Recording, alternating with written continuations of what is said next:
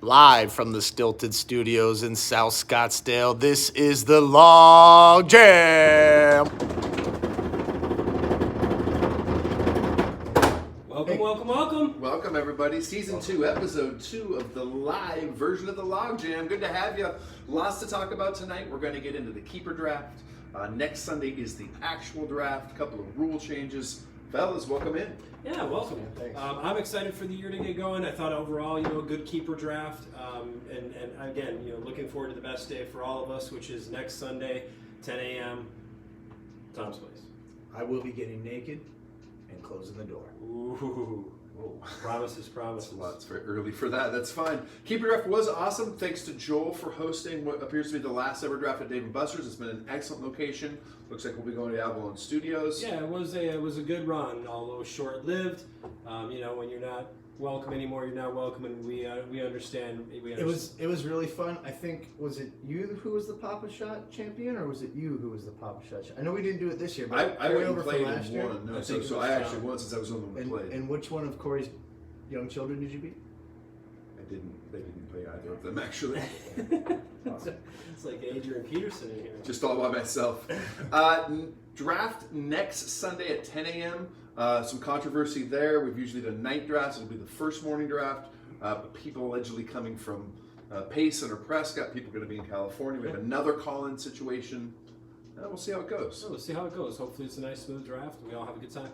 I think one thing to keep an eye on at the keeper draft, there's still 2 votes up for this year. We did not get to a full consummated expansion of rosters, and also rumors of a potential personal conduct policy vote.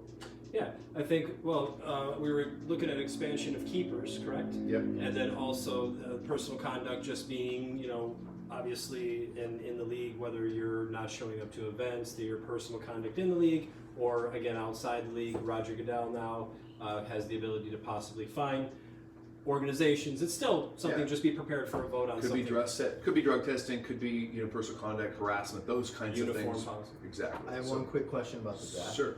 Will there still be hot gin available for drafting Bethany Roethlisberger 3 times? I believe so. I It's probably believe the same bottle. same bottle of gin is available to penalize someone who drafts someone not only once, but in the event they draft them twice again. All right, well, let's recap the keepers. Sure. At this point, almost every team in the league has 4 guys on their team. We do have one team that doesn't. We're going to start with them as they do hold the first overall pick, and that is the Cardinals' sin. They've got Lamar Miller as a 3rd-round keeper, T.Y. Hilton in the 4th. The 10th, you see A.J. Green, injury issues, and in the 16th, Deonta Foreman.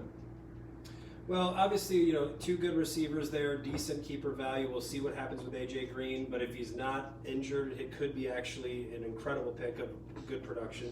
The Lamar Miller pick, we'll see how that goes. Obviously, he's going to be shopping early for running back in his first overall pick. I'm sure he didn't keep Christian McCaffrey because that guy may be there. Let's not forget about who throws the ball to T.Y. Hilton. Yeah. Andrew Luck, also not in camp. Yes. AJ Green, we're thinking week 6, week 8, something along those lines. Be a tough start for him. I think he could not pick Christian McCaffrey, but I think the loyalty to Christian McCaffrey, Sure. that is almost for sure going to be the number 1 pick. That's the strategy in not keeping him in the first place. Absolutely. But I think that strategy is more well thought out when you actually keep 4 guys instead of just 3. That's the advantage of having that number 1 overall pick is you can keep a non-active player as one of your keepers and still, Christian McCaffrey or another pick. You don't have to have 4 keepers. I was You can have hoping he 3. does pick Christian McCaffrey instead of Christian McCaffrey. That would be It's an weird. option. He could do that, and on it board. is not unprecedented for the Sin to have picked. I think Ryan Grant also was not on the also not, roster as a yeah. keeper. So this is a strategy he's parlayed before. Yeah, he's used this in the past. 2nd overall pick as a result of losing last year, Young and Confused. And they're going to show up in the 2nd round with Juju Smith-Schuster, in the 3rd with Tyreek Hill, in the 4th running back Marlon Mack, and then their quarterback in the 11th round, Deshaun Watson. Well, you say they're going to show up with these guys, but let's be honest, they're not going to show up at all. They're going to be in California, but these are the players that they'll have on the roster when the rest of us get together to actually draft players. I like his keepers. I think maybe that running back position he might be a little thin, but good keepers as far as great receivers. I mean, Juju's going to take over that A.B. Brown spot. Tyreek Hill was a beast last year. Probably will be again. Yeah, and Deshaun Watson, signs are going up in Houston. So yeah, it's a good. I mean, maybe running back is where he's going. You think we see James Conner? Probably at that 2 overall pick, someone that was a pimp last year. You're welcome. Cool. All right, merci beaucoup. A more later strategy this year. He's got Derrick Henry in the 7th, Mark Ingram in the 11th, Mike Williams not until the 15th, and then Odell Beckham Jr., arguably one of the better receivers in the league, in the 17th round. Okay. I think it's a banger bust season for the Boku. Odell, we never know what's coming out of him. He might get in a fight with a yard marker this year. We're really not sure about that. I think Mike Williams is going to do great. Who knows what's going on with Keenan Allen and his injuries, and the whole Chargers organization is kind of shaky right now. Trust me. Other than that, I think we maybe see a Boku playoff berth this year. I mean, he does have. He stayed out of the trading fray. He has his first 6 picks in the 3rd overall position. He can put a team together around these guys. I think 2 good receivers, 2 good workhorse running backs that'll get volume and picks early. It's going to be what he makes of it. Probably the best set of keepers we've seen from Merci in a couple of years for sure. Who's your daddy in the 4 spot? Although they've traded that pick, they are keeping at the end of the 1st round Saquon Barkley. Yep. We have our guy, David Johnson, in the 8th to secure his running back field. Michael Thomas, he loves him with the Saints in the 9th round. And then his quarterback, also in the 11th round, Jared Goff. Goff is great. Saquon is going to get just ground into the ground. As you know, the Giants are kind of suffering with the air raid. David Johnson, we don't know what's coming from that offense, guys. Boom or bust. Absolutely. Or a broken something. Hey, we don't like to talk about injuries here on the Log Jam. That is a little bit of a... I mean, I think with Daddy having, Saquon, you're going to get volume. Yes, you might see more 8-man fronts or what have you, but he's still going to get volume, and his talent will probably come through. Also, David Johnson, if he does well in this offense, could be one of the biggest rebound players we've seen in fantasy in a little while with the receiving ability from this air raid offense. To have Michael Thomas then as your first receiver, Jesus, and then I think for the first time in a few seasons, Drew Brees has targeted a single guy. Drew Brees was a all welcome, and last year you saw some. He likes going to Michael Thomas. I like Daddy's keepers. He's strong. He's strong. Yeah, we talked about that as definitely a nice set there. Zorros, the most active team in the offseason, trading, tanking last year, was Tankapalooza, picked up all kinds of picks, but ended up with probably their strongest field. They traded for 3 players. They got Le'Veon Bell in the 7th. They got Mr. Freeman in the 12th round, George Kittle in the 15th, and then used their 4th keeper, taking a stab at Kenyon Drake in the 17th. Well, a good tight end, and a good value. I think he still has a lot of picks that he's traded for, and they're early, so he's still going to construct his team through the draft process of a lot of good available players still there, and he's going to get a handful of them. But has tight end position covered, has a chance, like you said, at Kenyon Drake, but it's so late that it really doesn't matter if he misses on that. If he hits on that, even better. So I like what he did with keepers. I like how he shuffled the team. I like how he got trades. It's just a matter of finishing the process, drafting right, and then managing it. Vegas has a lot of early money on him being in that championship game for the LOG. I know he's going to have a lot of opportunity in those first couple rounds to snag Melvin Gordon. It's three of the first 7 picks. Yeah. So he's going to have a strong team. Let's not face it. Absolutely is. Hopefully. So the second year in a row, we see a team with what looks to be an advantage going into the draft with a few extra picks. That brings us to the Hebrew Hammers. For the first time, I think also later picks, saving his early picks. He does have an extra 2nd round pick. Isn't his, but he gets an extra one. He has Aaron Jones in the 6th, Alvin Kamara in the 11th, his pride and joy, and Darius Geis in the 13th. They give him a stable of running backs, and then Aaron Rodgers all the way down to the 15th. Some good value there. Yeah.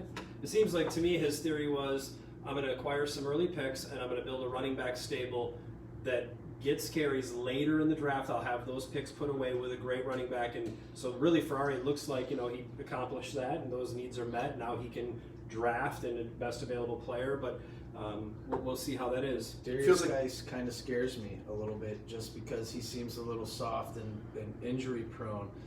I don't think, honestly, with the Saints, it really matters who's the quarterback. I think they have a couple guys behind the stable that can really take advantage of all the weapons they have. So Yeah, and I think, I mean, we know Kamara took him to the championship 2 years ago, probably his best stab in the history of our league. So he definitely, you got Alvin Kamara, you got a chance.